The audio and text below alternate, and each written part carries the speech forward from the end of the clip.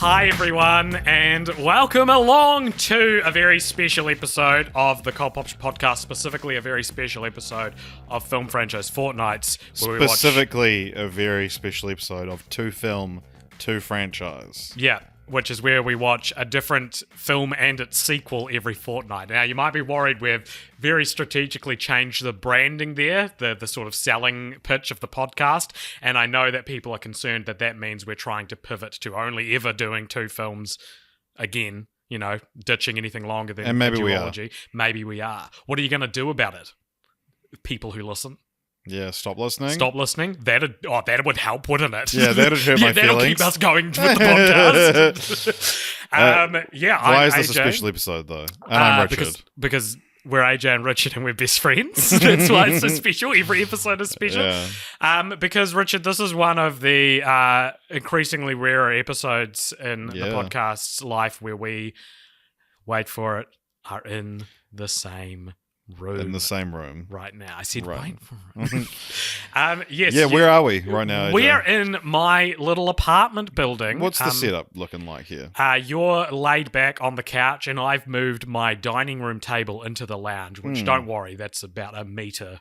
Yeah. To be further enough away from you that we don't get too much mic interference with each other. Yeah. But you're sort of very much, you've got your laptop in front of you, you're at this small table. I'll take a photo, we'll put it on. And you're very much like at the console, whereas I'm very sort of like coolly on the couch, similar to, maybe giving a sense of ennui. Ah, right. Sorry, I just took a selfie and now I'm leaning away from the mic to plug my phone back in. Yeah, because it drained the battery taking that photo. Yeah. It's hard to capture that much ennui in one photo. So this, we're in the same city for various reasons that I don't know if that interesting to go into, but I don't want them revealed. They're private, AJ. Yeah, Can you actually cut that out? And we are here to talk about a film franchise as we always are. And this week we're doing what we haven't done in a long time, not just being in the same room together, but we used to do this a lot more, I feel, where we would tie a new episode into a recent release of a sequel. I believe the last time we did it was The Matrix. Yeah, right. Yeah. You're right. And this fortnight we're doing it for the Inside Out duology, which recently just released the second installment. Already the highest grossing film of 2024. It's like got all these insane box office records. It's like highest grossing film of 2024. It's like the shallowest drop off on its second weekend in history. Like in terms of, less people going to see it. Like it's always going to be some drop off, but the least. It's also like the fastest grossing animated film ever. It's crazy. Yeah, it's like it's either hit $1 billion or it's very much on track to hit $1 billion.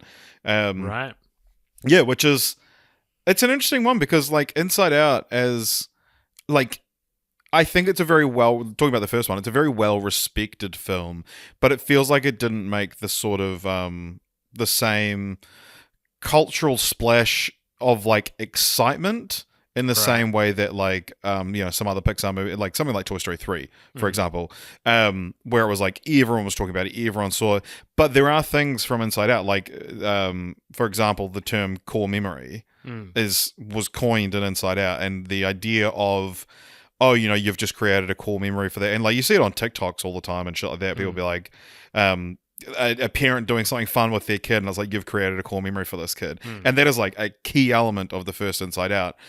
So I feel like it is a film that has really stayed in the consciousness, but in 2015 it didn't feel like it was a moment. Yeah, I would say that like I don't know if any of the imagery is as iconic as some of Pixar's other films, specifically Toy Story probably. But in more of an appropriately a subconscious way, I think a lot of the terminology and ideas, which I do want to talk about this because this is probably one of the bigger talking points of the franchise. They have permeated and become part of our global lexicon, if I may crack out a $10 term like that, that maybe contribute to a sequel doing well. Yeah, it's interesting. You know, as we talk about the sequel more, we'll talk about some of the world building it did. But yeah, should we kick it off in our sort of normal fashion where we talk about the movie? Yeah, so this is also probably worth mentioning. A couple of weeks ago, we covered The Incredibles duology, another Pixar film. What have we done? We've done Monsters, Inc. and University. We've done Toy Story. So this is our fourth Pixar franchise. Yeah, I believe so. We've got Cars, Finding, the Finding franchise. The Finding franchise to go. And then, have they got any other ones? I don't think so, but I do think that spread is going to be a lot more in a few years, because I feel like Inside Out 2, the way that Pixar and Disney and just the film industry in general has been talking about sequels recently, is I think trying to shift away from the stigma of sequels. And I think Inside Out 2 is going to be the first of many, many sequels to classic Pixar films that maybe weren't as expected as something like I'm sure before long we're going to get Hopper, a Bug's Life Story. Yeah. But I mean, Bob Iger, I believe, has said like they're going to be looking at what IPs they can sequel. And I mean, we've got Toy Story 5 coming. We've also got Elio coming. Remember that? There's like that. Yeah. Fuck. What happened to Elio? An original Pixar film? Yeah, but with the bean mouth. Yeah. Pixar bean mouth that they love that doing. Feels like a dangerous term. I'm not sure what you mean by their mouths are shaped like beans. Like Luca and Turning Red. Turning Red, yeah. They have that weird Pixar bean mouth, which is not an offensive term, Joe? No, I understand what you mean now. Yeah. But yeah, so Inside Out, directed by Pete Docter, one of the sort of Pixar greats, really. Pixar pillars. Yeah. First film came out in 2015. What's it about, AJ? Pixar's Inside Out 1, as it's called. Yeah. It's retroactively had to be titled. Yeah, is about a young girl named Riley who moves from Minnesota to San Francisco with her mum and dad. I'll stop you there. The dad is quite attractive, is he not? Of course. I mean, It's a Pixar parent. Yeah, and as we know, true. Pixar parents are alwaes sexy. Yeah, her mum, she's not bad. Look, her mum's, I wouldn't kick her out of bed. But the dad is like so obviously in something like The Incredibles, there was a team of animators working specifically on Elastigirl's curves, right? Mm-hmm. Presumably. Mm-hmm. They went to the dad's sexy 5 o'clock shadow. Yeah. I really like as well. So he's got a moustache and 5 o'clock shadow, but his level of stubble, he maintains the moustache, but his level of stubble fluctuates throughout the film. Right. Which is nice because also it's like an insight into his life because there's a lot of stresses going on, and the stubble. He's obviously not prioritizing things like shaving. Yeah. How long has my fly been done? I went to the toilet at your house, dude. 4 days. It would only be since then. So it sort of follows this girl as she struggles to readjust to life in a new city, but if you've seen the film, you'll know that is probably the least marketed aspect of the film, because what it's really about is actually the 5 emotions that live inside Riley's mind, represented by joy, sadness, disgust, anger, and fear. These are characters that live in sort of this abstract representation of the human psyche. Yeah. And when this young girl goes through a crisis, so do the emotions. And it's sort of represented by they've got this console, much like you sitting at this table with the laptop with me without your sticker on it in front of you, that when you are happy, it's because joy is at the helm of your console is the idea. And it's almost instead of action equals reaction, it's reversed. If something bad happens to Riley, joy or sadness has to come in and take control. I really want to talk about this. It maybe more so on the second film, because there's a really interesting thing about does Riley have free will? And the second film kind of answers it. So we'll talk about, put a pin in that. Write that down. Okay. AJ. Oh, I don't have a pen. Oh, well, I'm sure we'll forget about remember. It. If not, we're recording a film franchise follow-ups on Riley's first date after this. Yeah. And so if it doesn't come back up in this podcast, you have to subscribe to our Patreon to get our thoughts on does Riley have free will. What a great way to get more subscribers to the Patreon. I'm going to deliberately forget about it. No, anywho, Yeah, the whole thing of I've seen a lot of like people online talking about that Inside Out it's actually become like a really powerful tool for teaching kids, especially like neurodivergent children who have sort of trouble processing emotions and stuff. That it's making the abstract abstract. And so you can, like if a kid's having a tough time, you can ask them like, okay, who's driving your console right now? And it's a really clear way to be like, well, I'm feeling a lot of anger, and to be able to process what that anger is, and talk about it. And yeah, it's a very clever film in that sense. Like it, making this abstract out of the abstract. Yeah. Do you have its Rotten Tomatoes score handy? Well, I was hoping that you would talk for a little bit as I reached for my phone to pick it up, but then what you were saying was, do I have the Rotten Tomatoes score? Well, I guess before the Rotten Tomatoes score, we could talk about what our own personal feelings and what do you think the Rotten Tomatoes score is? Because I know it now. What do I think the Rotten Tomatoes score is? Yeah. 95. No, you actually could not be more wrong, AJ. It's a 98. Wow. I think I could have been more wrong. Try it. 14. I don't know that that's more. 98's divisible by 14. So. Yeah. Yeah, personal experience. Because I remember at some time in the last 8 years that we've been doing this podcast, and I've been able to sort of like stand your presence as a friend. You've said that Inside Out's your favorite Pixar movie. Is it?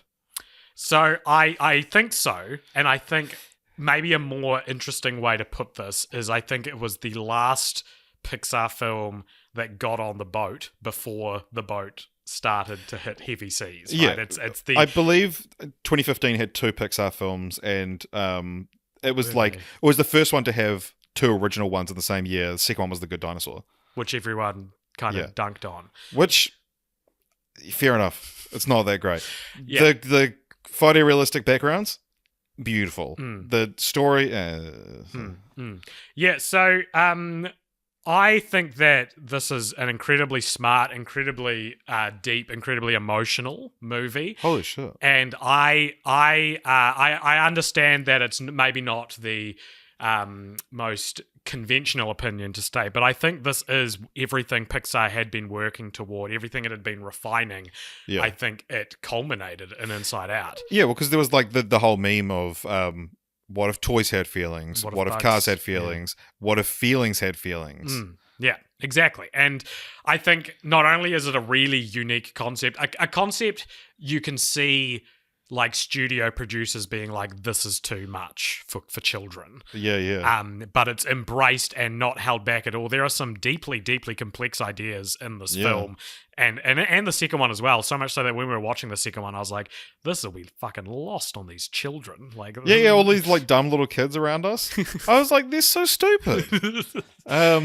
There was a lot of movement in our cinema, wasn't there, actually? Yeah, we saw this. We saw a 10:30 screening of Inside Out 2 today. Something we've done. We've been to a lot of 10:30 screenings of kids' movies. I will refuse to go to the cinema with you later in the day than that. Yeah, and it's like the Christchurch bus exchange. Everyone's just walking around the cinema.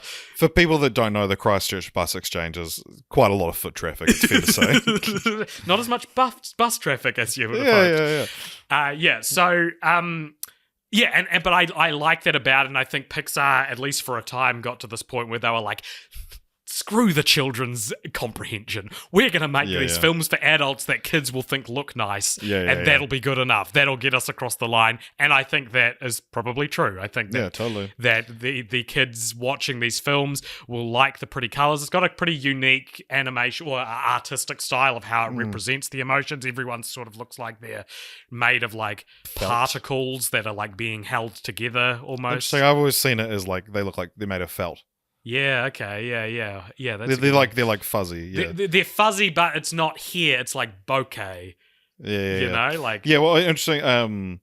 We've sort of talked when we talked about Pixar before that like every Pixar movie seems to have like one thing that's like, oh, this is what we're showing off. So like, I mean, Toy Story was making a feature-length 3D animated film, but like Monsters Inc. famously was like Sully's Fur, and then Finding Nemo was the like underwater stuff. Inside Out's big one is that joy is actually a light source.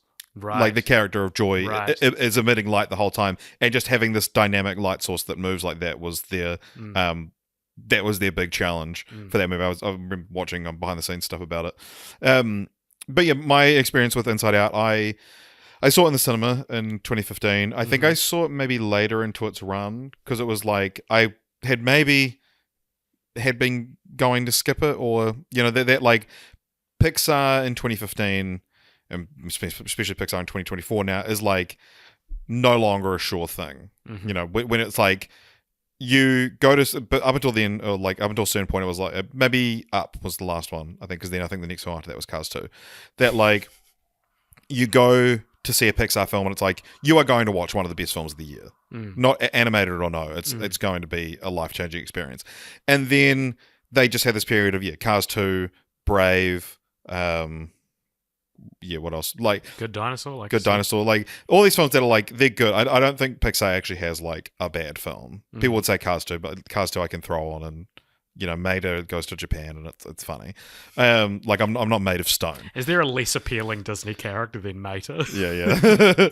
But they but yeah, and so but I just heard such good things about it, and I was like, fuck it, I'll check it out. And I think I went to a not very crowded screening on like a Sunday afternoon or something like that, and enjoyed it. I hadn't rewatched it since then. Really? Yeah, the other night. Oh, wow. Yeah. I've seen this movie dozens of times since Really? Then. Yeah, which is significant if you knew me and how little I bother to rewatch films. I reckon watching it for the podcast may be the 5th or 6th time that I've seen it. Wow, yeah, like dozens, like you say. Yeah. Yeah, half is a plural. I love it. I love it. Yeah, no, I love it too, AJ. I'm just not a psychopath. I don't rewatch movies like you, AJ. Yeah, You're unstoppable. I've listed this on my Letterboxd ranking of my favorite films of 2015. I've ranked this first, which is above Mad Max Fury Road. Wow, yeah. Which there's a film I've seen a few times. I recognize more as like the widely agreed upon best movie of the year, but I don't know. I think I feel like Inside Out spoke to me in such a specific way that I wasn't necessarily expecting, and the message at the core of Inside Out I think is such a complex idea. What is it? And please add to this if you think this is not accurate. I think the message of Inside Out is like sadness is not a bad thing, and there is a usefulness to sadness, and like there is a place for sadness, and you shouldn't repress that, because the character journey of Joy, who's sort of the main emotion character, is she is trying to stop sadness from impacting Riley at all, and through the events of the film, through a devastating character death of Riley's imaginary friend, Bing Bong, we have this moment where Joy realizes that sadness actually serves a really important purpose in a person's life. And because the thing is that when we're at the start of the film, it's introduced. It's like, I'm Joy. I keep Riley happy. This is fear. Keeps her safe by fearing things. Disgust stops her from being poisoned. Anger. How does she actually justify anger? I don't know. I feel like I'd find anger just as hard to identify as sadness. Well, I mean, anger's still like it's like a keeping people at bay, but she is just like, and then there's sadness, which is the problem child. But yeah, it's that also a really important thing that I think Inside Out shows people that maybe haven't struggled with depression, is that depression isn't feeling sad. Depression is feeling nothing. Because there is a moment when, and it's like, this is a fucking 11-year-old kid that in the film, she decides she's going to run away from home, and the console, which is how they manage her emotions, blacks out. And it's literally like Riley is feeling nothing and we cannot save her, and then it's sadness that is able to break through. But you mentioned Bing Bong there, who's Bing Bong's kind of one of the most enduring parts of the film. I think that like when people talk about Inside Out, they talk about Bing Bong, they talk about Take Her to the Moon for me, which is like his iconic final line. But an interesting thing is that, because I remember when... It's such a good line. Yeah. I remember it's a gorgeous line of dialogue. When Inside Out came out, Bing Bong not referenced in any marketing. He's teased very early on in the film as we see a montage of Riley's development. She's drawn Bing Bong on the wall, but it's not until we actually see him that we get the context of, oh, you were Riley's imaginary friend. Voiced by Richard Kind as well, which is such a great, like, it's not the obvious choice, I think. And who would be the obvious choice in 2015? God, you ask hard questions that I'm not prepared for. Well, you make these statements. Like, I mean, like, who's 2015's Chris Farley? That's who I think I would have expected. Zach Galifianakis. Yeah, totally. I would expect Zach if I watch Inside Out on mute and I'd never seen it before, I would expect like a Zach Galifianakis kind of character to be voicing Bing Bong. Yeah, but I think Richard Kind's just got such a distinct quality to his voice. Yeah, or Ty Burrell. Yeah, totally. Yeah. Anyway, or Charlie Day. Yeah. These are all good suggestions. Anyway, but yeah, Bing Bong was not in any marketing. And then if you've seen more than half of Pixar's films, you're introduced to this kind of weird looking dude midway through. He seems to want to take them to a certain place, and it's like, ugh, okay, this guy shows up, he's going to be our twist villain, right? Yeah. And he's not, and he's like He's not in the film for a super long amount of time, but has this massive impact, sacrifices himself for the greater good. And even though he became this fan favorite character, became bigger than the film itself in a lot of ways, his fate at the end of the film, so they get chucked into, Joy and Bing Bong end up in like the memory dump. No, it's not long-term memory. It's where you go when your memories are forgotten. Yeah, like literally stuff.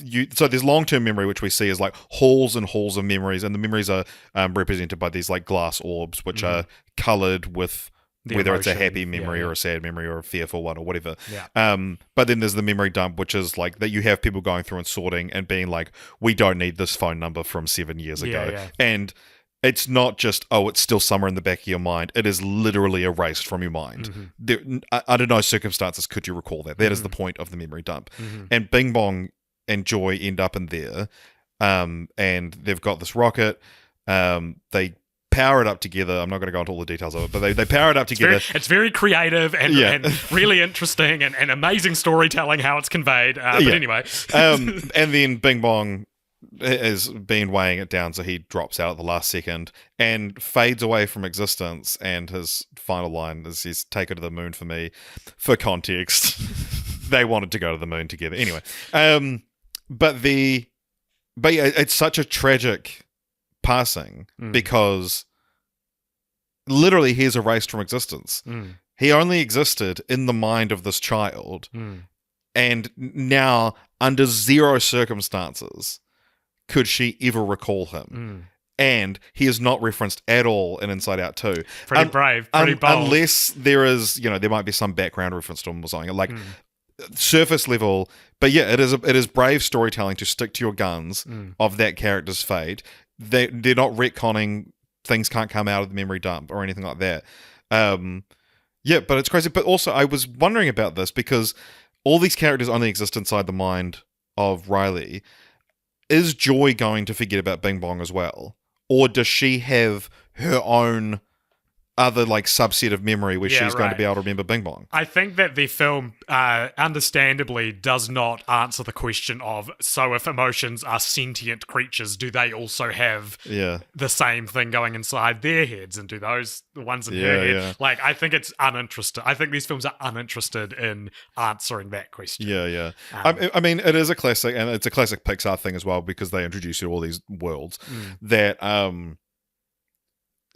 not fall apart, but there are like a lot of like holes you can pick in it and be like, well, what does this mean? What does this mean? I think Inside Out gets away with it because I think the conceit of the IP, the conceit of the idea is abstract. Is this isn't actually real, I think, as well. Yeah. Like, not that the film goes like, this isn't real itself, but like, these characters don't exist.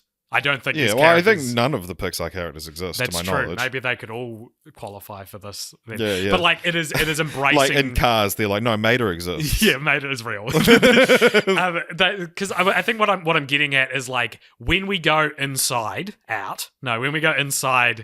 Riley's mind, it is not her physical brain. We are not. There is no imagery that is like we're in the cortex. We're in, like the. You say there's no imagery. I think the long-term memory is deliberately the way the shelves are. An aerial view of that looks like lobes of a brain. Right. Okay. Well, maybe, but that's just like conceptual, right?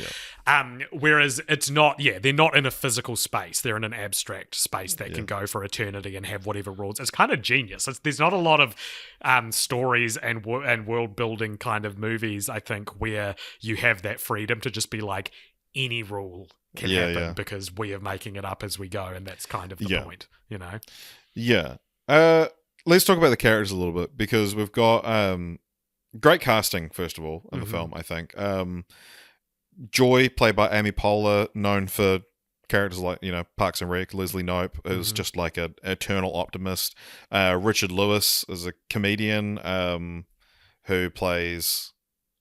There's Richard Lewis, right? Isn't it? Lewis Black. Lewis Black plays Anger, and he is a comedian known for getting very angry. And it was like I remember when they talked about the development of this film, they said part of the reason they got excited is they're like, oh, we can do stuff like get Lewis Black to play Anger. Like, Bill Hader plays Fear. Mindy Kaling plays Disgust.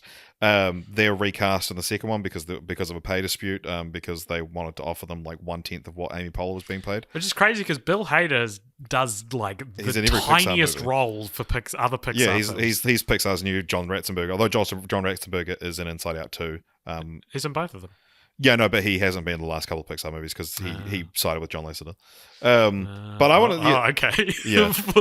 He's in Luck or whatever that one that John Lasseter did for Apple was. Yeah.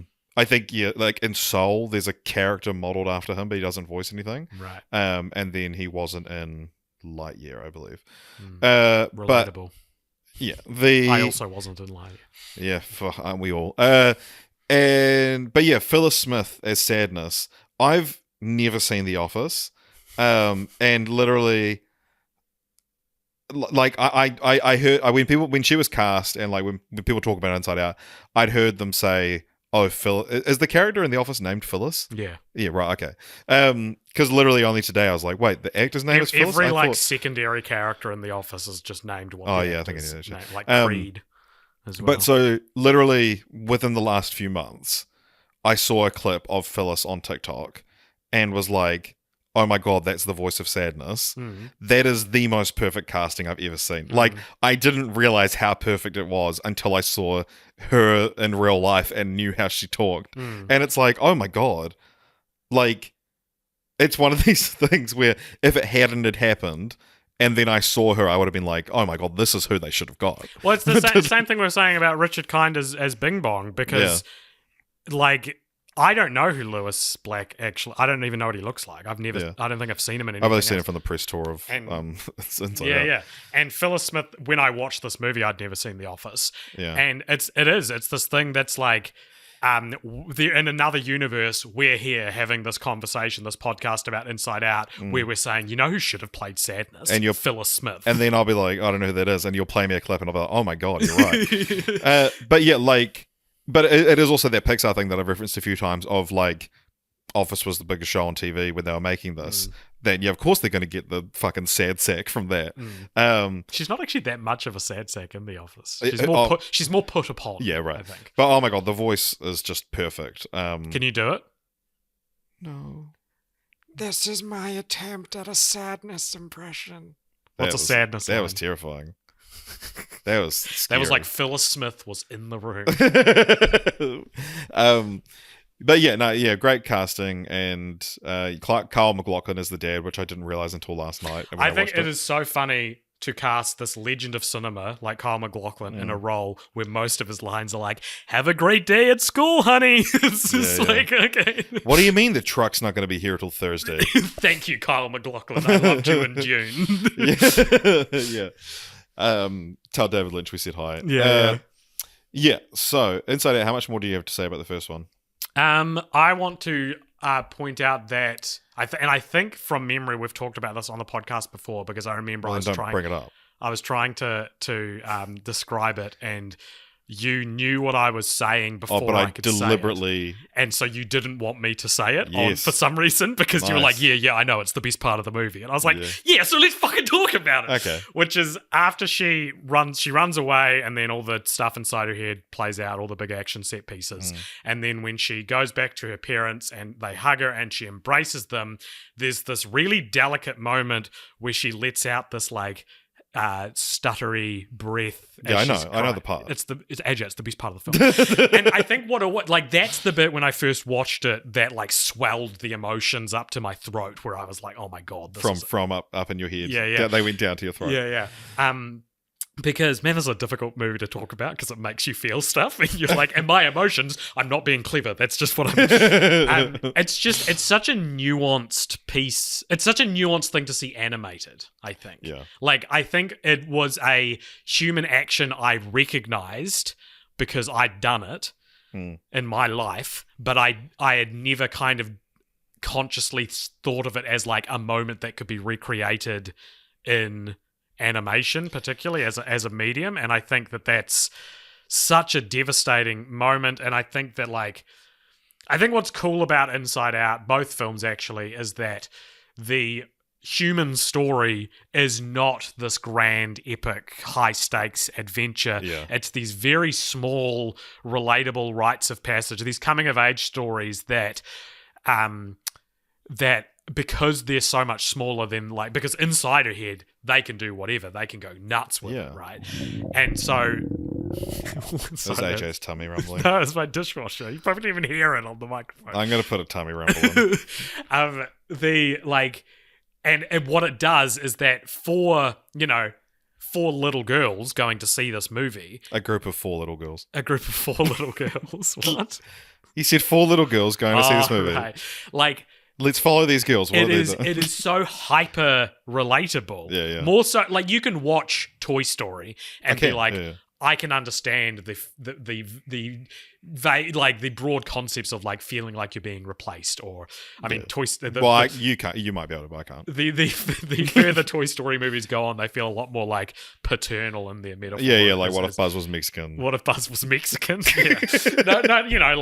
How it feels to let go of a child in Toy Story 4 and things like this, which is you can make the leap, and it's still good writing that you can make the leap and go, oh, this is how I'm sure some people feel. How Woody is feeling is how you can understand the metaphor. I'm sure a person has felt this. Yes. Whereas Inside Out is way more no, this is literally what many people in the world will have gone through. What those 4 little girls in the cinema. Yeah, those 4 beautiful little girls, what they would have gone through. I just think these movies would be devastating if you were the hyper-specific demographic that they are, and I think that's really clever and really cool.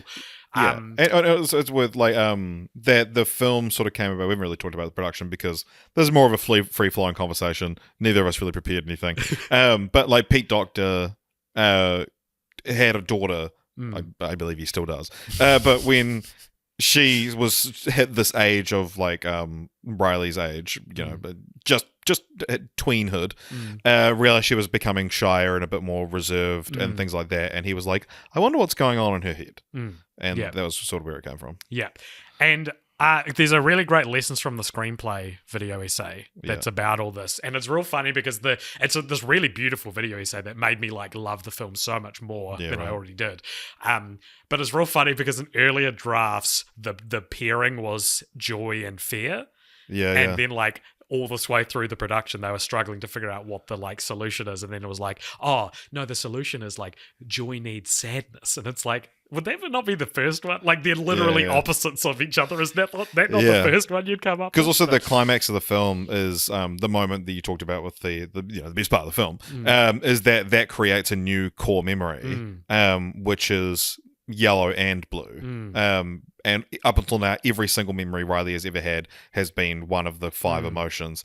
But yeah, this is the one that's you've created, it's melancholy. So because of sadness, people come to help you, which brings joy. Yeah. Right, is kind of what the idea is. So one thing that we'll probably talk about more on the Patreon podcast, because it's a lot. It's essentially the whole film is like Riley's mind is not the only mind that we see in these movies, and there's this really famous scene where it zooms into the mum and dad's respective minds at the dinner table when they have like a family argument. And also, side note, man, it's funny how like Riley's emotions are like these bespoke design characters, and every other character you see is just like the same default, but the dad's ones have mustaches, and also the parents' ones are all they're all the same gender. Yeah, right. As the character, and so a lot, people were like, "Oh, is this that Riley's maybe trans, or is it that like you age into your gender kind of thing, so that it's like you up until a certain age, you have the possibility to be cis or trans." Yeah. I'm gonna find, because I know Pete Docter has commented on this. I'm going to see if I can find what his I'll comments. say while you're looking that up is I wonder actually if this is. So, like, when we watched the Toy Story franchise, and I was like, I have questions about the science of Toy Story, right? Yeah. I don't have those same questions for the science of Inside Out because it's intentionally abstract. And I do wonder if the flippantness of making every other emotion be just, like, defined by some characteristic that the person has, whereas Riley's are just default, is more speaking to that idea that none of this is supposed to be taken particularly literally. Yeah. So I really like that about it. Have you found it? Yeah. So I think his answer was literally just that, like, it needs to be a very quick identifiable whose head we're in, and so it's literally just they just did it because it's a shorthand. We don't spend enough time in there. You go 5 men with a mustache, we're in the dad's head. Yeah. 5 women with a ponytail, and But then also there are a thing. And I don't know if I haven't seen a comment from Pete Docter about this, but why don't the parents have the new emotions from Inside Out 2? Spoiler alert for Inside Out 2. They are revealed to both have anxiety at the end, but yeah, there's an interesting thing. But my interpretation of it, that like I'm happy for this to be my headcanon and be like, this is my I'm not going to ask any further questions. It's just that because the film is like Riley's perspective, that we're only seeing her bounds of emotion, that like we can only see a certain through her lens of what she believes to be possible, essentially. Yeah. So what I wanted to talk about with this is, I think one of the reasons Inside Out has stayed with me is because, and I don't even know if this is necessarily a good thing, because it could be quite a dangerous thing. And I think playing with concepts of depression in mind and like tools for psychology can be dangerous if you're not doing it tactfully, right? And it's not commented on in the film itself, which makes it even more interesting and nuanced, is that Joy is the de facto leader of Riley's emotions, right? Yeah. She is... she's often driving. The others look to her as their leader. Yeah. In her mother's mind, sadness, her version of sadness is the one captaining the console, and in her dad's mind, anger is the one captaining his console. And at the various points toward I think it's got like the credit sequence, you see inside all these other characters' minds, and the point being is that a different person, a different emotion is driving each character. Yeah. And I'm 31. I've recently just turned 31. Okay. I saw this movie when I was 21. Yeah. And for all of my 20s, this idea of what emotion drives you is your main character, yeah. What emotion's your main character was such a massive part of how I reflected upon myself. And I said it might be dangerous because I think it's important to remember that this is just a movie where 5 emotions were chosen to be the least complex. There was 27 and like thrown around originally, which we'll talk about in a sec. Yeah. So I think it's dangerous to be like, no, it is a psychological truth known that you only have 5 leading emotions. But regardless, like. And I don't know if we've talked about this on pod before, but we have talked in conversation before about how I feel like my driving emotion is sadness, and you feel like yours is anger. No, I don't. I'm sorry. And I think that for a long time I found this a very useful tool, especially with the messaging of Inside Out being about how the importance of sadness and it's okay to feel sad. I do just want to quickly that like this doesn't necessarily mean that like like the dad is not a particularly angry person and the mum isn't a particularly sad person. It's how you approach life foot first, I think. Yeah. I don't know that. I think it's probably more true 10 years ago that mine is anger. I think it's probably more true 10 years ago that mine is sadness as well, actually. Yeah. Which is what I was going to say. Well, so now we have like 3 or 4 new emotions. Yeah, now it's definitely anxiety. Now it's nostalgia, yeah. Like I feel that it was useful, but I do sometimes wonder if because I was like, sadness is my captain. Yeah. I used that as an excuse maybe growing up through my 20s to be like, to be depressed and to be, I don't know, like not seeking. Yeah, romanticizing sadness. Do you feel that way with anger? I definitely feel that way about you with your romanticizing me. Yeah. No. No, I don't. That surprises me. I would have thought that you absolutely relished how grumpy and like. And I'm not insulting you. I'm saying like when we lived together, whenever we had a dispute with the landlord, I would just leave it with you, and you loved chewing out the landlord. Yeah, you know. And now you're Mr. Anti-Landlord. Yeah, look at us. Yeah. No, again, I think maybe that was more of like a young me thing. But does that, what I just said, is that like specific example, is that, do you see that as like your anger captaining your console? No, I think I just think about my thoughts in a more complex way than you do, AJ. This is, very offensive. But like, this is AJ, also. But Richard, you're clearly anger is in charge now. The way you're responding to this allegation. No, I guess what I'm saying is like, I am asking the question: is Inside Out actually damaging to exist in your mind as this like literal truth? Because for me, I'm wondering if my romanticizing of being a sad person kept me sadder for longer than I maybe needed to be. And is that Inside Out's fault? Yeah, interesting. Yeah, I mean, I just think it's something you've clearly given a lot more thought than I ever have. Again, that's almost my point as well, though. Yeah. But yeah, I mean, I think about Inside Out more as like I was saying earlier, like a children's movie. Yeah, like I don't think there's these deep meanings that you keep ascribing to it. It's about emotions in your head. Like it's not a big deal. Like obviously this isn't real. It's not like Mater going to Japan. Like, no, that was real. That actually happened. That happened to me. The 7-way buddy Mater. You said Riley's story is more identifiable than any of the other Pixar movies, but I've been to Japan and was an espionage agent. Yeah. I am a good dinosaur. Yeah. I mean, when I think of Inside Out as like a tool for helping people deal with emotions, I think about it more that it is for children, that it is like it's a helpful way for children who struggle to process emotions to process emotions. But yeah, it's interesting. I mean, yeah, it is the kind of thing that pops into my head every now and then, especially that you and I have talked about this, I believe, at the mall. And now I believe it was at the, and now correct me if I'm wrong, but I'm not. Can we fact check this? And I pointed to someone off screen. Yeah, it was great. It was hilarious. I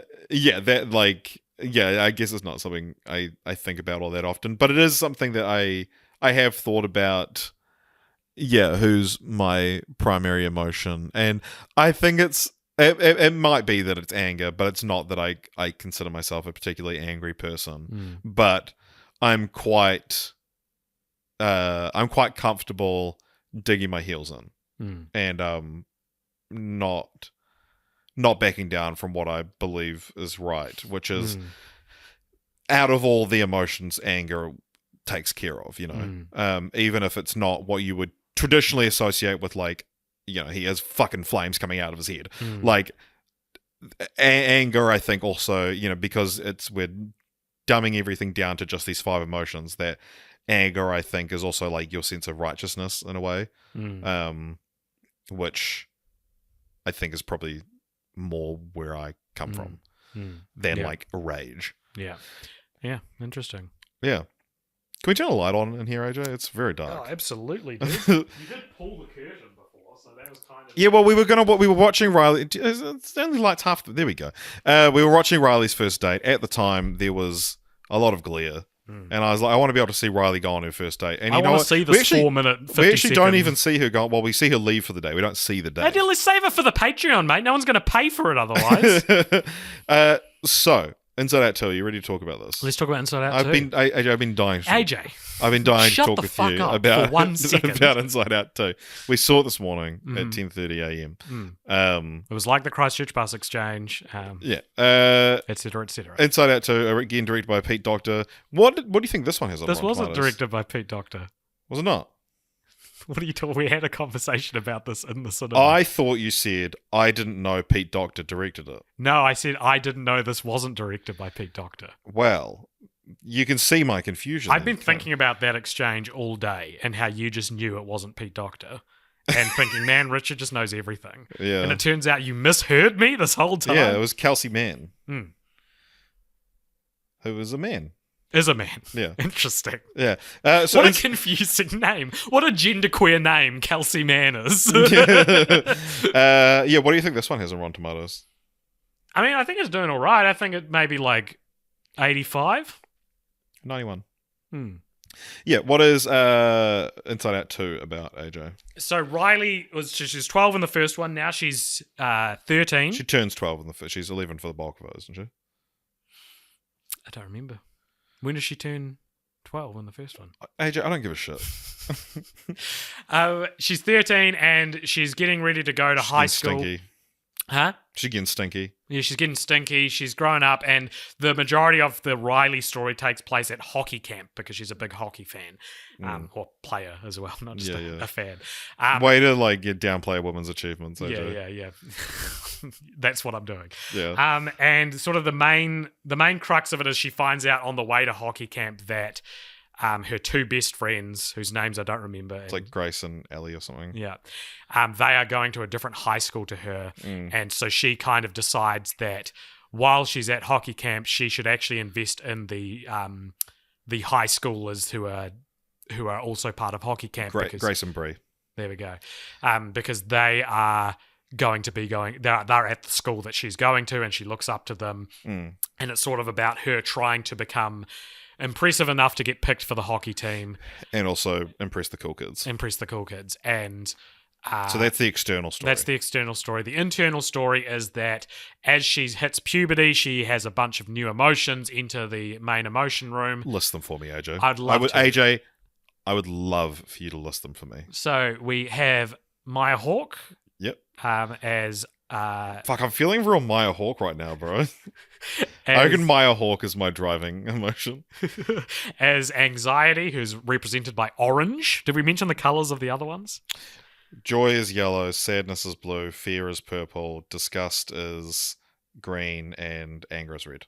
So Anxiety is orange. Then there's also Envy. Envy, who is... What colour is Envy? Like a... Teal. And she's voiced by Ayo Edebiri. Is that how you say that surname? Yep. And then the other main one is Embarrassment, who is not really, doesn't say a lot, but is pink in color tone. And played by Paul Walter Hauser. And then we briefly see, there's also Ennui, who is... Or Boredom. Boredom, what color is Ennui? Like a mauve, like a deep purple. Yeah. And she is voiced by... Adele Exarchopoulos. There you go.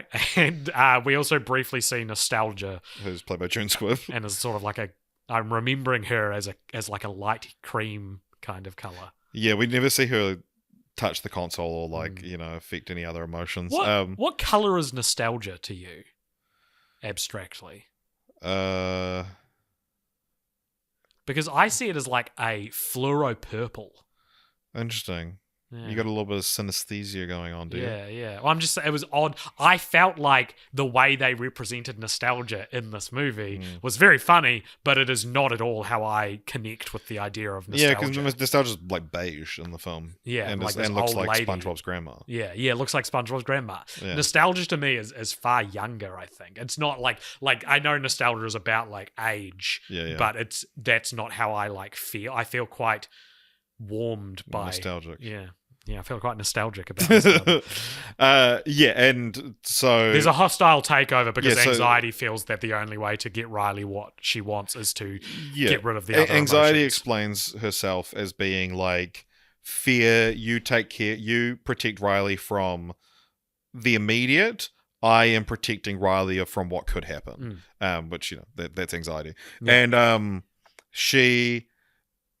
Well, okay, actually, we need to talk about the new core mechanic. Of course. Also, interestingly, and this is one of my sort of, not really complaints, but just like, that's interesting about Inside Out 2. So in the first one, we mentioned the core memories. And what the core memories do is each one creates like an island. So you've got like...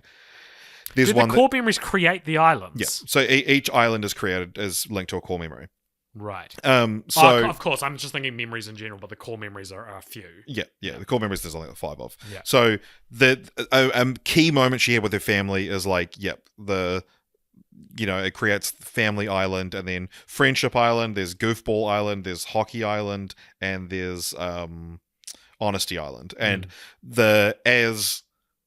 joy and sadness are both away from the console. And the core memories are lost. Each of those islands, we see her abandon each of those values, essentially.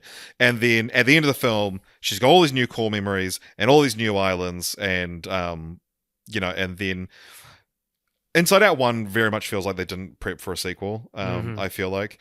Even though it ends with like almost a sequel tease of them being like, what's puberty? So the start of the first of Inside Out 2, they say, oh yeah, we've still got all the islands out there. But it's now back to like the core ones we saw last time. Interestingly though, they make a point of being like, oh, where's Family Island? And it's like, it's shrunk so much and is being dwarfed by Friendship Island. Which is something that's not really... never comes back. I thought there was such a signpost of like, the film was going to be about how we need to make time for our family as well as our friends. Yeah, so this is like the opening 90 seconds of the film. Yeah, but it's perhaps more just a very true commentary on how your friends matter to you more than your family at that age. Yeah, exactly. But then also the core memories and how they link to the islands is one of the main mechanics of the first film. Other than referencing at the start and essentially saying like, oh, Boy Band Island is gone, and that's kind of your explanation for, we're back to just the core ones, and there's this note about how Family Island has shrunk, which is never brought back. But then they just don't mention the core memories or the islands again for the film. But there is this new mechanic, which is that a core memory... Well, actually, they do talk about core memories. A core memory can create a belief system, not an island. So an island is like a part of your personality. It's a thing you're interested in, whereas like a belief is something your experience has taught you as truth. Yeah, and so when a core memory happens, they put it down in like the basement of headquarters, and it creates the string up to the top. And if you strum it, it'll say what she believes. So I'm a good friend. I'm a good person. And then every time it's strummed throughout the film, it's a slightly different delivery where she's less sure of herself, which I thought was a really nice touch. But that's what are they? Your sense of being. So all the strings go up and create this nice little bow at the top, which is your sense of being, and that is like who you are as a person. So this completely, interesting, like this completely new mechanic that happens between the age of 12 and 13, that you develop a sense of self, which is a great mechanic, but it is one of these things that's like, it's very sequel-y, and it came in.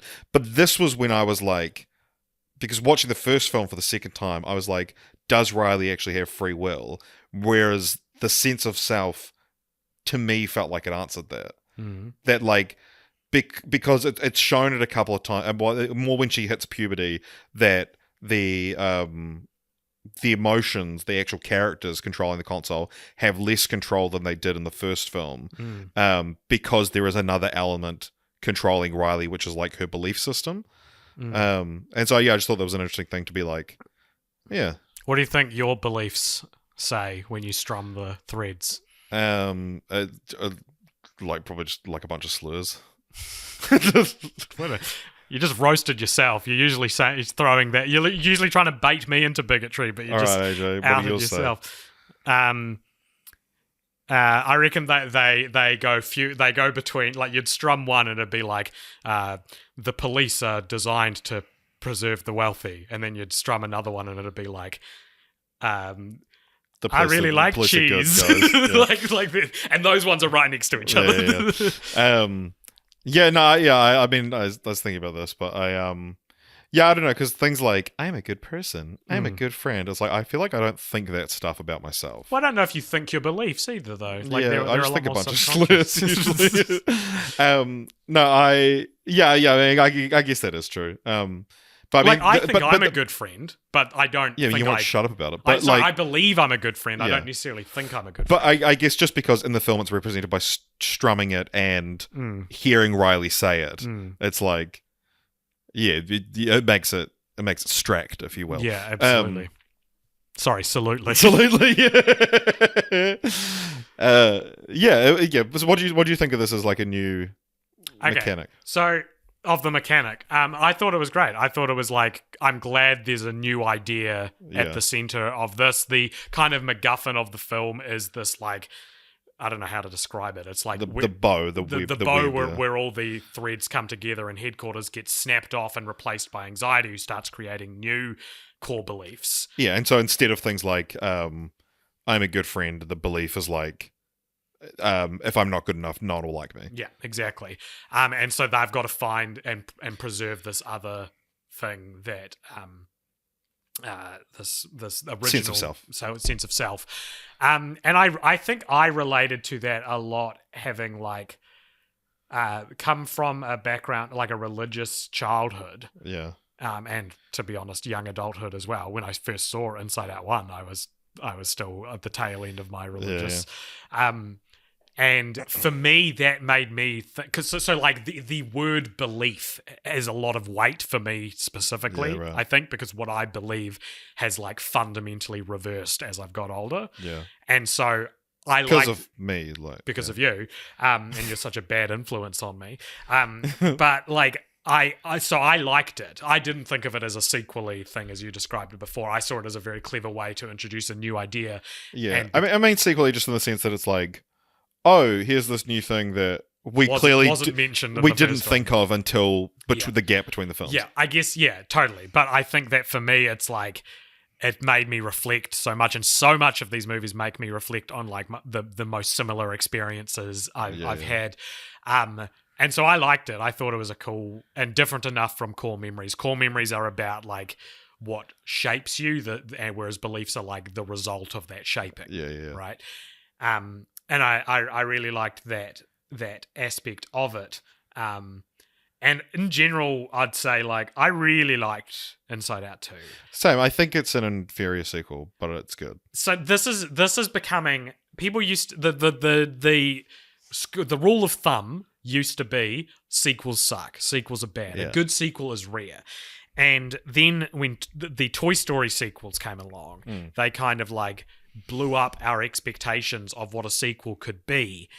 And the new rule of thumb, I think, especially for Pixar, is like, this is not a bad movie. Yeah. But it is not better than the first one. And in a way, there's something equally I think Finding Dory is a bad movie. Well, but even like we talked about Incredibles 2 a couple of weeks ago, and that's another example where it's like not as I'd actually put it pretty. I'd definitely compare it to Incredibles 2. Although people, I've been seeing TikToks and stuff lately that people hate Incredibles 2.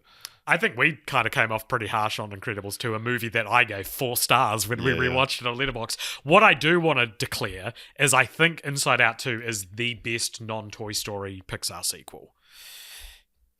Yeah, it's the best non-Toy Story Pixar movie where Mater doesn't go to Japan. Sorry, of course. But like, because that has the added benefit of actually having happened. Like, yeah, right, of course. Yeah. And so like a lot of the new, like there's great, the one of the best things about Inside Out is they take like a familiar psychological phrase and then and they turn it up to 10 in the sequel. Yeah. So in the first one, there's things like the train of thought and Yeah. things like, and this one you have like the stream of consciousness or the sarcasm. Yeah, the sarcasm is great. Yeah. Brainstorm, like all these ideas that I think are really fun and really cool. And that is what I want a expanding idea, because I will say this, that I genuinely, very probably naively thought years ago when I was considering what other Pixar sequels could be in development, I kind of thought Inside Out was too precious to I remember it being sequel announced for. on that earnings call. Yeah. And yeah, I was like, huh. Yeah. But it's like you said, like I would have thought it's too precious, but at the same time, it's like, gun to my head, Pixar's going to make a sequel to a film that doesn't have a sequel yet. Yeah. I probably would have seen Inside Out. I would have too, but I just didn't think they were going to do it. But what I was getting at is like, if you say, well, why is Incredibles 2 an inferior sequel? I think I can answer that question I think we did. We spent probably 2 hours answering it last month. Yeah. And it's also not just like how it maybe doesn't work as a sequel. It's also how it doesn't work as its own film. And I don't have that feeling for Inside Out 2. Yeah. I think it's just not as fresh an idea. But there's totally. at least at the moment, 7 hours after seeing the movie, Yeah. I'm not feeling any devastating, like, oh, it's so frustrating that they didn't totally. do this, or it's Yeah. so frustrating that this happened instead of this. What this could be is, I haven't watched a Nando v Movies One Small Change video because I remember really liking Incredibles 2 till I saw that video. I did think, and I was thinking this when we were having hot wings earlier at Sal's, but that Inside Out 2 is a movie that, like, I like, don't get me wrong, I did really like it, but if I saw it and everyone else said they hated it, I would probably be able to agree with them. Like, I and this is also, just part of what a sheep I am. But yeah, I think that it's like a film Correct, yes. that I haven't, and maybe it's just that I haven't really, it didn't wow me or disappoint me in any large enough way that I couldn't be swayed either way. If someone came out and they were like, oh my god, that was so much better than the first one because of these reasons, I would be able to be convinced. But if someone came out and was like, it's funny. I know exactly what you're talking about. Like, I too can have my opinion changed by hearing someone talk different ways about a film. It's just funny because usually the place I'm hearing those as a podcast. Yeah. So like people putting this on me, like, maybe they'll help me make my mind up, and we're here just like, can someone help us make our mind up, please? Yeah. I'm one thing that I did sort of that I was struggling with for a little bit in the sequel is one thing that is really interesting about the first one is that there is no villain. Like I mentioned that Bing Bong is set up to be a traditional Pixar villain. What do you mean? Like, I don't think the plot is intentionally setting him up. I think it's just our expectations. Exactly, yeah. But that's my point. That like that you to the point with like Coco, like we sort of we saw that together as well, and very much sort of felt like, okay, yeah, this guy's gonna be the twist villain, obviously, and you could work out the twists in that film because it's just like. Just every Toy Story sequel has it as well. But like, I think I saw a thing that like since Disney like switched to 3D animation, they've only had like one villain that isn't a twist villain, right? And it's just like they just rely on it so much, and like Pixar, Pixar and Disney are like separate and they're sort of canons, but yeah, it's just you expect a character to be a twist villain, and Bing Bong is set up perfectly that he could have been that. And a forgotten imaginary friend who's wants to get back to headquarters, like all this stuff. And then, but then the best part of one of the best parts of Inside Out, other than the little snicker quivery breath, is that there's the no sincerity villain. of Bing Bong. Yeah, and also not having a villain, and that like even Sadness, who is like an antagonist to Joy, and Joy is very much the protagonist, and Sadness is in her way essentially, but isn't the bad guy of the film. But then Inside Out 2, is like anxiety is much more clearly presented as like a villain, but also kind of still isn't a villain. We do still get at the end of the film. She has an anxiety attack and has to be defeated, essentially. Yeah, but it is also that like at the end of the film when it's like, oh, everything's so happy now, and you know, cut to credits, is that it's a lesson about anxiety is. And you know what anxiety says about herself at the start, that it's like, I protect you from what could happen. As an evolutionary trait, that is an important thing, to be prepared for the future, and but it's very easy to overdo that. It's not about getting rid of anxiety; it's about managing anxiety. Well, yeah, I mean, the larger point of Inside Out as a franchise, right, is there is space for every, and too much of any emotion is an imbalance, right? Yeah, because Joy's kind of a dick. Yeah, exactly. And just like practically, if you were happy all the time, you would be denying your other emotions, which is bad. A great line. Best the fly me to the moon, fly her to take her to the moon. Joy, for me. That line. Yeah. The Richard Kind's iconic line. In the second one, I think the line that will, in 10 years' time, people will talk about the line from the second one is when Joy, They've got the sense of self back, but their way back to headquarters has just been destroyed, and they don't know what they're going to do. And Joy says, maybe as you get older, there's just less room for joy in your life. And it's like... That's true. It is. That's absolutely true. Yeah. And I think that's going to hit people really hard, that line. Yeah. Because... It feels ingenious to make anxiety a main character in this one. It's a buzzword, you know, like it's something that when in 2015 I don't think was as talked about as it is now. Yeah. So I mean, like in 2015, you wanted to see a realistic panic attack animated. You would have to animate it yourself. Now you buy a ticket to any animated movie, you're probably going to see one. That's a good point. Part of me wanted anxiety to be more sinister. Like you're saying, like you feel weird about anxiety being this half villain, half not villain. Yeah. I think in order to ensure the thesis statement of there is room for every emotion and balance is the key, I think maybe that's why they didn't make her especially sinister. But there's a bit where she is... instructing Riley's imagination to come up with all the worst case scenarios, and Joy combats that by coming up with positive scenarios where her face is like blasted on this big... It's the famous 1984 Apple commercial. Exactly. Which led to the creation of Pixar, funnily enough. Yeah. So, and that imagery was what kind of made me think about it, that like, does this character need to be more of a tyrant? Because you know, and even I think the way I would have done it is make her initially like really evil, like maybe even like fucking what's her name from Harry Potter, J.K. Rowling, no, Umbridge, right? Like make her more a character like that, who then you can still give her the same resolve where she realizes she's taking over too much. Because I think it'd be really fun to like depict anxiety that way. Because I think anxiety is quite poisonous if unchecked, you know.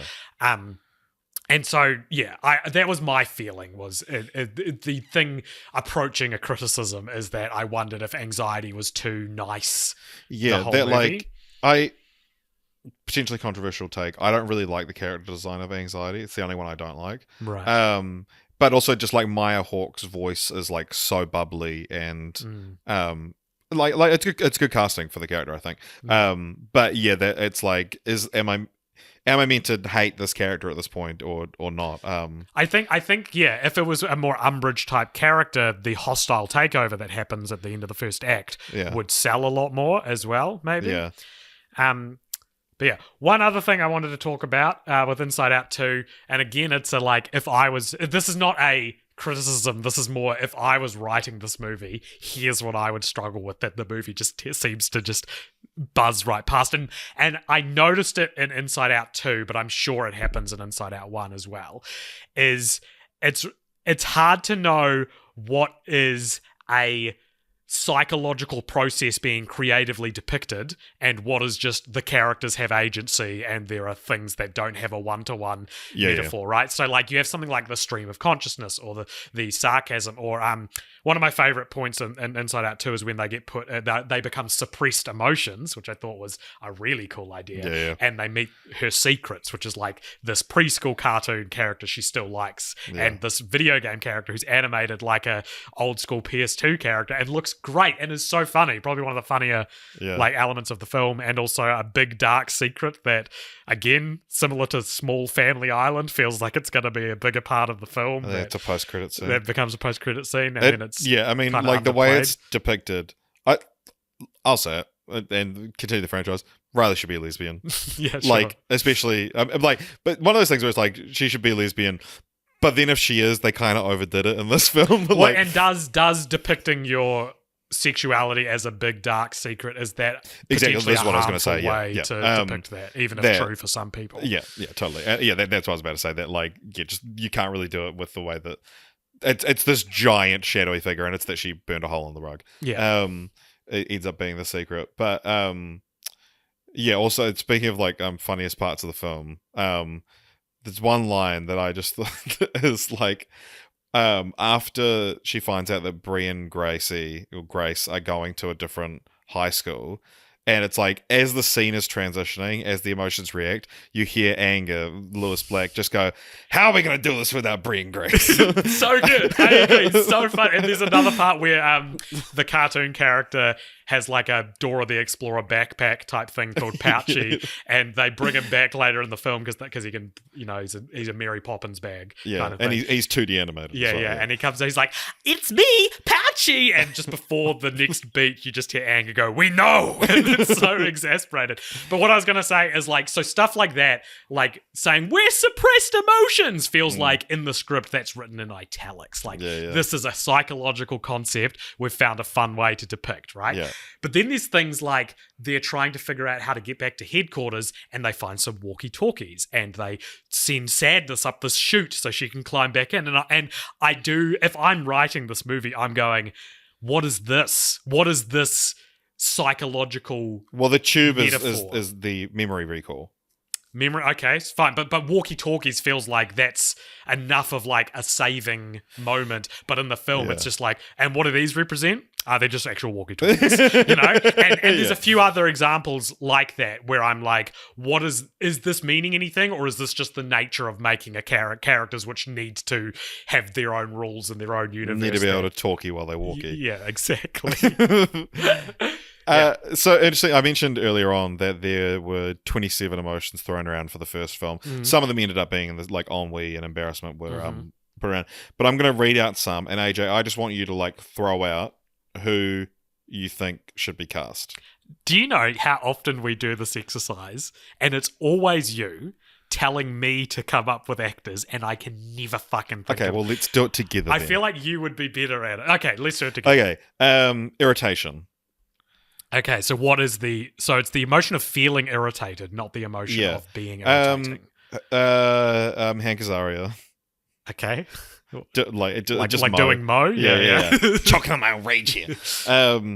Envy we got in the sequel. Greed. Let's go.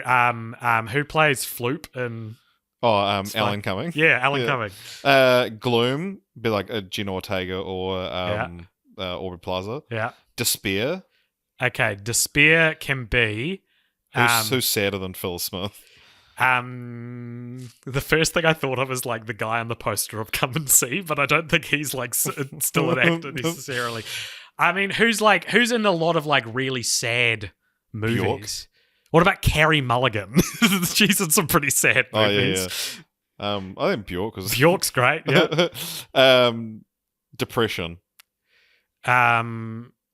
Stephen Wright. Yeah, nice. Love. Amy Adams. Yeah. What about what's a male love? Because I feel like love is so often represented as feminine. Yeah. Joseph Gordon-Levitt. Yeah, I was gonna say like Enrique Iglesias. Sure. Schadenfreude. What is that? taking joy in other people. It's a German word, Yeah. so it'd have to be German. But when you take joy in other people's misery, Um, Edna Mode.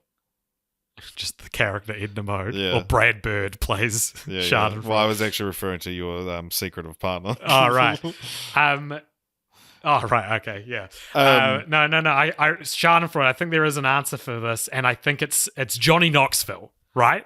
Yeah. That's very on the nose, but Yeah. like that kind of presence. Yeah. Or like Steve-O. Yeah. Any of the Jackass Yeah. guys. Oh man.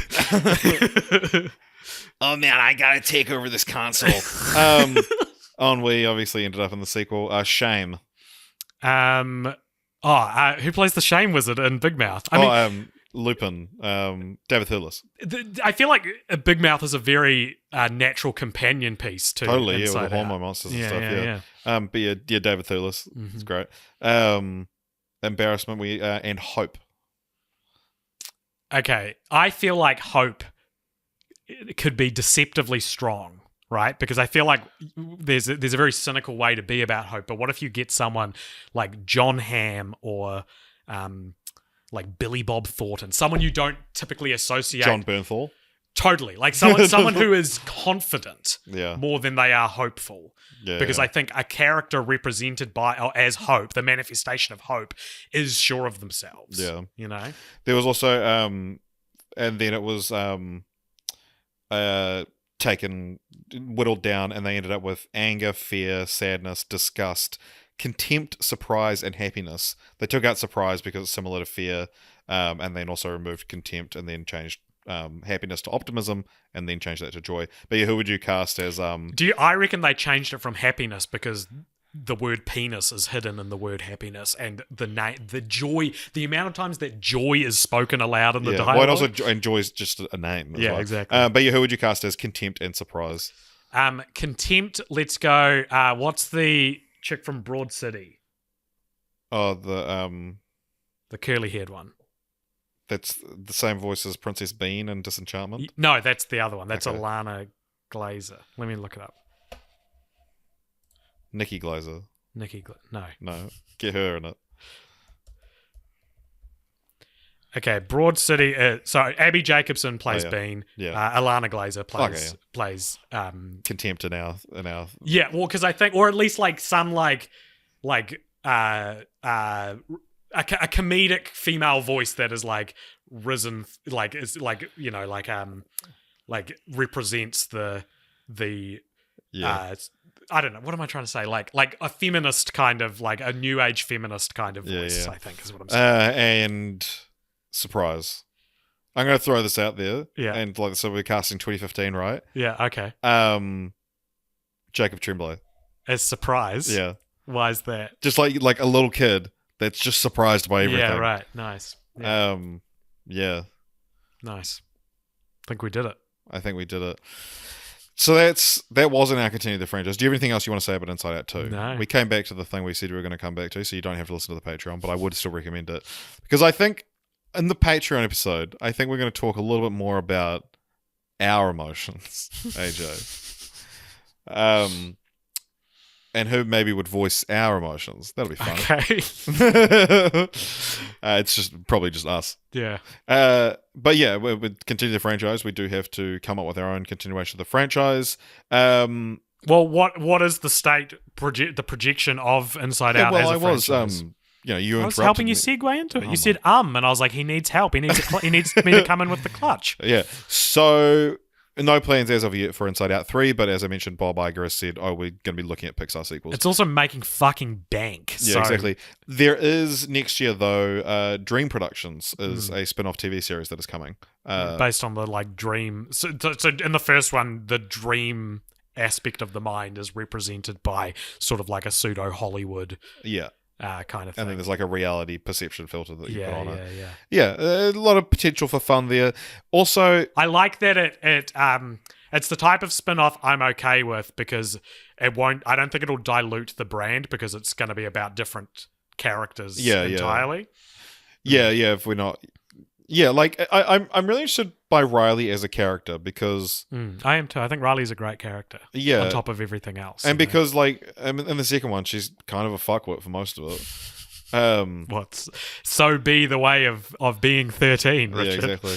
But yeah, I mean, like the big joke that everyone made at the end of Inside Out, like afterwards, was like, oh, when this kid grows up, that it's like, all right, everyone, I'm horny. Move over, everyone. Who would you cast as horny?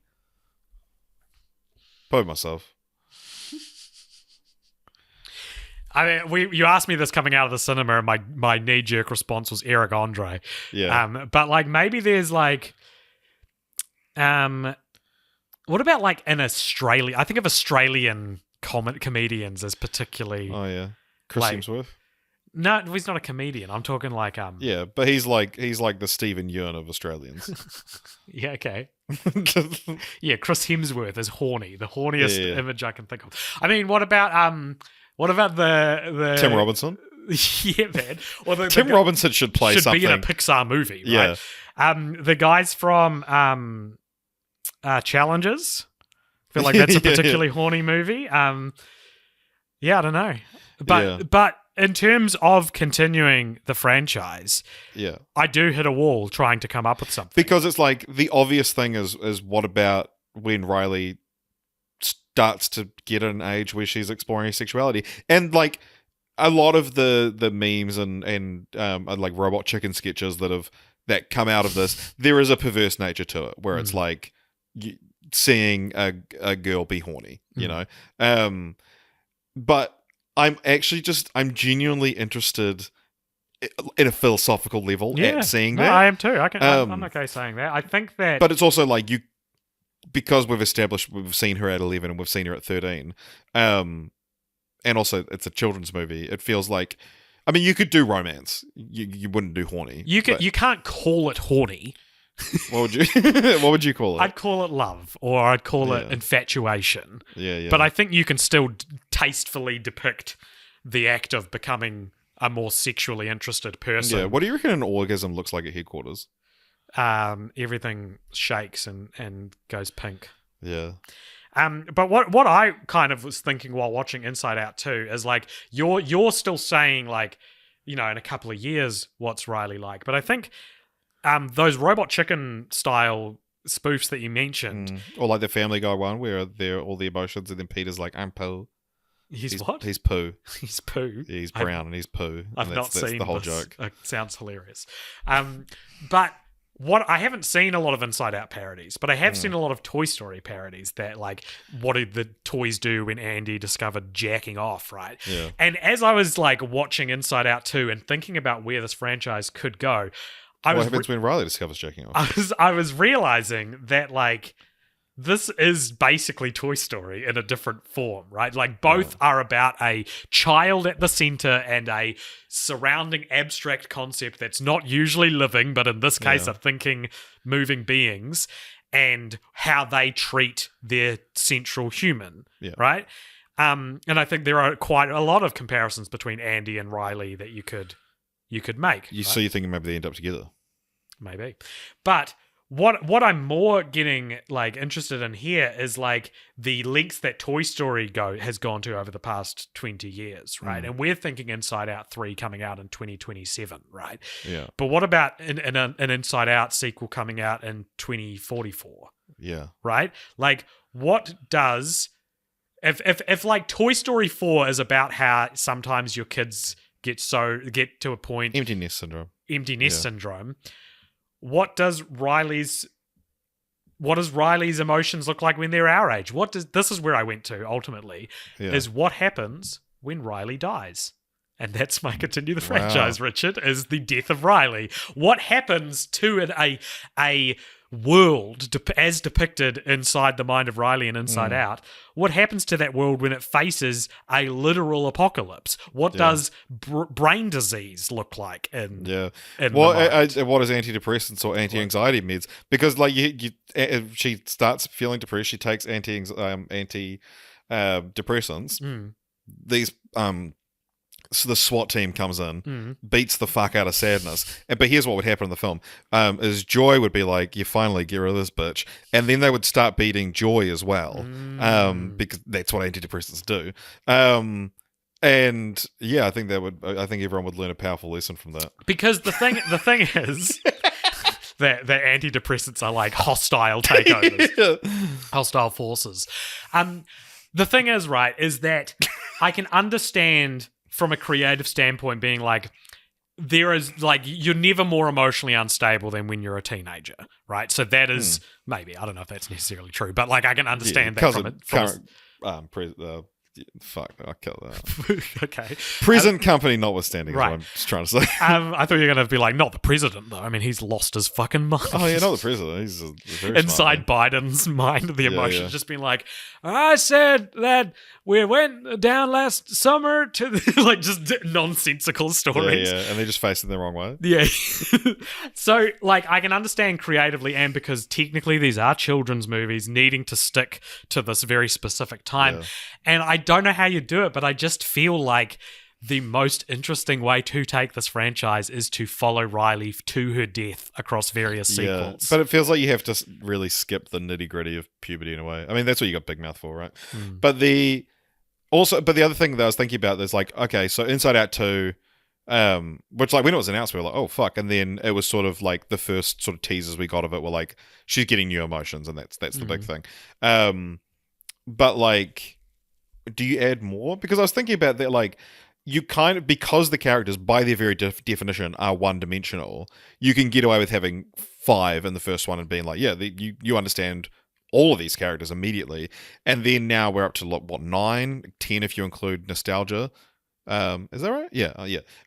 In the second one, that it's like, if we're doing a third, do you add even more? Like, I reckon in the third one you add one more. Yeah. Like and it's the horniest. It's fucker. the horniest. It's horny or infatuation, right? Like in Inside Out 2, the whole thing is like a whole bunch, and then there's an elegance, I think, to being like, no, there's only one new one. And that's the MacGuffin.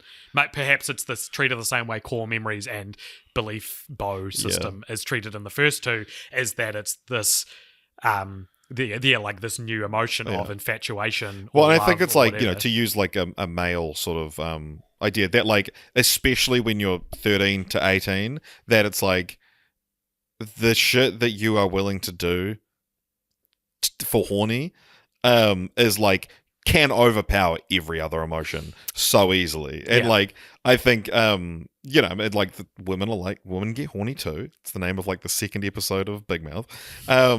But yeah, that like once love, infatuation, horny, whatever it is, comes into the picture, that is the most powerful at the console at that age. Here's what Inside Out 3 is about, right? This is like, I reckon this might be, if I articulate it right, one of the like genuine, like most genuine pitches for a movie I've ever done on continuing franchise, right?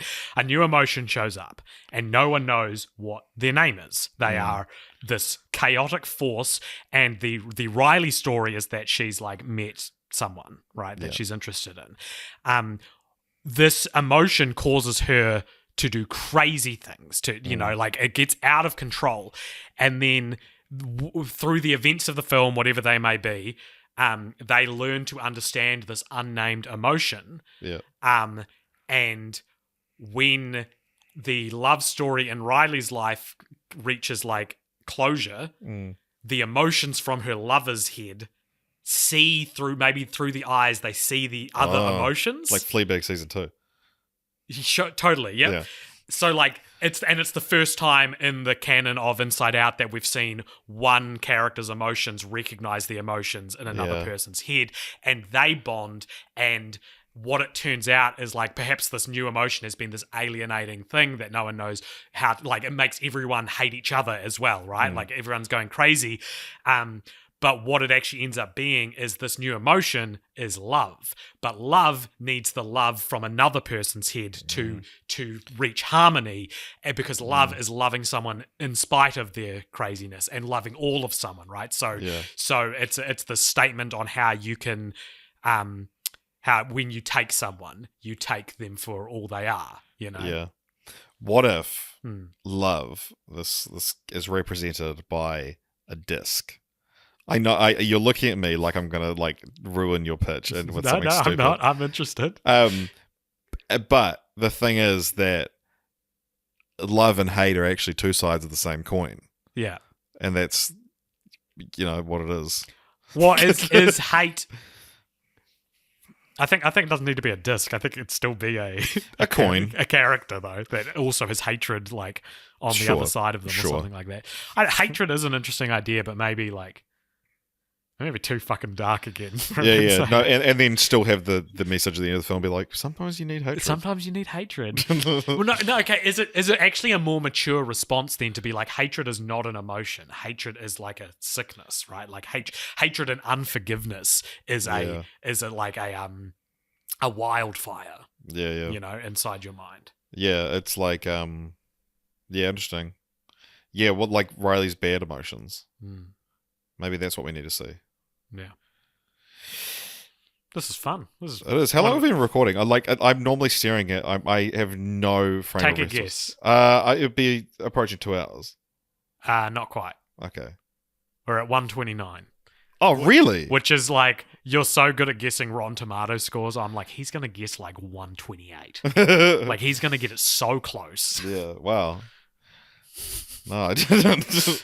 All right, so, AJ, I'm having dinner with my parents shortly, so should we wrap this up? Because we've got 2 other podcasts to record. 2? Yeah. What else are we doing? Improvement. I didn't know we were doing that tonight. AJ, I have made such a huge deal out of the fact that we are recording Home Improvement, which is available on our Patreon. You might remember we did improv episodes. It's now an exclusive Patreon podcast where we improvise scenes. I knew we were doing film franchise follow-ups. This is the first I've heard we're doing AJ, I've mentioned it to you so many times, and you have said, yep, Richard, that's a great idea. I love you. And you gave me a little kiss. So all of that's true, but I don't remember why I didn't get that. Yeah, we need to rank that franchise, AJ. Of course. So go over to letterboxd.com and while you're pulling that up, I'll pull up the Patreon. Great. You mean the post-credits scene stuff? No, I mean the Patreon, so we can reveal what our next franchise is, AJ. AJ, completely unresponsive to my comment. Just staggered by that comeback. So we have a list on our Letterboxd called FFF Ranking, where we rank every franchise we've ever covered. I'm adding Inside Out to it now. Richard, where do you think Inside Out should go? And first time asking this, is it above the speed constant? Yes. I think it's well above that. I think that was just fun to mention, but it is so far above the speed constant, we probably didn't need to bring it up. Maintaining a constant speed. Yeah, exactly. Yeah, it's well above it. Where is it better than Monsters University? Monsters, I think quite considerably better than the Monsters duology, which is at... So that's quite high. That is at 34. Right. Let me throw some more out to you, see what you think. Okay. Terminator as a franchise. Terminator's real good. Yeah, but we always do this. That's a single movie in a franchise. Yeah, okay. It's better than Terminator, AJ. All right. Is it better than the Harry Potter franchise? No, don't be ridiculous. What is it? Is it? I mean, I probably like it more, but I don't. Sure. It's better. Is it better than the Scream franchise? No. Okay, is it better than the Cornetto trilogy franchise? No. Is it better than the Star Trek franchise? I think it might be. Alrighty, let's put it there at 11. Damn, just missing out on the top 10. This is the 11th best franchise we watch. People in the Discord used to bet on where we placed these, but I think they got so fed up with us not taking it seriously that they don't bet anymore. So, sorry guys, but that was a genuine ranking. I'm quite comfortable with it being placed there. So, all right, it's time to reveal our next franchise. Alrighty, so over on our Patreon, you can go over there, and every couple of once a month every other episode is decided which 2 film franchise we'll be watching based from our patrons. But before you reveal it, Richard, I would just like to say that if people are interested in cult popture and enjoyed this episode, then why not check us out on all these places? You can like us on all the various social medias that society appears to be swiftly abandoning in favor of nothing replacing it, and there is no way to market your content anymore, I think. So go and support us there. You can also support us on our Patreon if you want to donate money. If you don't want to donate money, another really great way to support us is to hop in our Discord server and say hi. We love meeting new, especially like lurker listeners who have been listening for years and have never reached out. If you're one of those people, genuinely, all you have to do is let us know you exist once, and that will give me a dopamine rush that will make all the emotions in my little head very happy. Yeah. But yeah, what is winning the I have no idea. I haven't been keeping up with this at all. Yeah, so I know there's been a very hard fought campaign by one Skippy Williamson which is a reference to the producer of some movie that we covered. What movie was it? Speed? It was Speed. Anyway, to cover Agent Cody Banks. A few years ago, he campaigned for us to cover Big Fat Liar. Finally won that campaign, and it feels like it would only be right that we would, be covering in the year of the two franchise, that we would be doing Agent Cody Banks and Agent Cody Banks Destination London, I want to say, is the second one. Something yes, correct. But alas, we will not be doing that. Because that has fallen just 2 votes short of winning. And AJ, next week we are going to be covering Blade Runner or I Riot. Which one should we pick? Wait, what one? The comment says Blade Runner or I Riot, so I guess we get to pick between the two. How many are there? Only 2 I Riot movies? Yeah. There's I Riot and then I Riot 2, but it's stylized as I Riot. Blade Runner feels like a big one. Feels like one that the 2 franchise concept is kind of like hinting people to do. Yeah. So gonna be watching. We're gonna watch the final cut. Of course. It's funny, isn't it, that Blade Runner is one of the only films I can think of where the definitive version of it is not the theatrically released version. Yeah. Like people say, like, there's like 5 or 6 different versions as well. Yeah, but it's very rare that like the one that would have been seen by the most people is not not the one that's considered like the canon entry. Yeah. Excited. It's too bad, people don't see the final cut, but then again, who does? That would have been killer on the Blade Runner episode. But so tune in 2 weeks' time for when we watch one of the greatest films of all time. And a film that came out, like 30 years before it? Hey. Cool. So, and thank you for listening. And if you are interested, stay tuned for the post-credit scene coming at you after this music ends, where we will address a question given to us by one of our lovely patrons. Undress a question. But thank you so much for listening. And Inside Out themed goodbye. Yeah.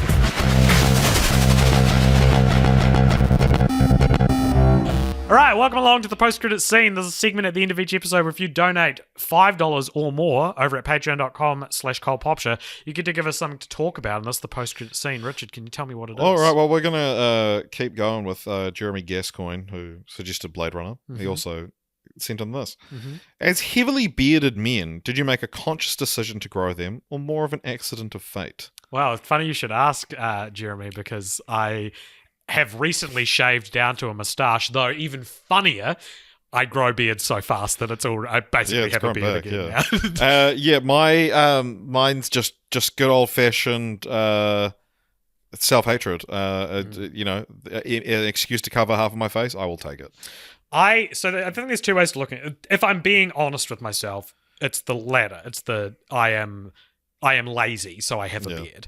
But I do think part of it is when you have characteristics of your genetic makeup that not everyone has, I think a good rule of thumb is to try and utilize if you got it, flaunt it. Yeah, if you've got it, flaunt it. So if you've got a big booty, show it off. If you show it to me. If you can grow a big beard or grow a beard, then you should. Yeah, I'm like I just genuinely don't like the way my face looks without it. I haven't been clean shaven and since we did November, which was 7 or 8 years ago. Wow. It's also like interestingly because your beard is filled out very quickly from when you shaved it into a moustache recently. it grows fast-ish, but it my actual coverage is quite sparse. Like I don't get like 5 o'clock shadow like the hot dad from Inside Out. Whereas I'm sporting the hot dad from Inside Out look right now. Yeah, yours is a bit longer than that, but yeah, it is. Mine takes a little bit longer to look full. It's very itchy at the moment. That's the information people want. Yeah, people have asked me for like beard care advice. Yeah, and you're like, look at it. I obviously don't take care of it. Yeah. Well, I mean, they think I do. So, but yeah, I don't really do much to it at all.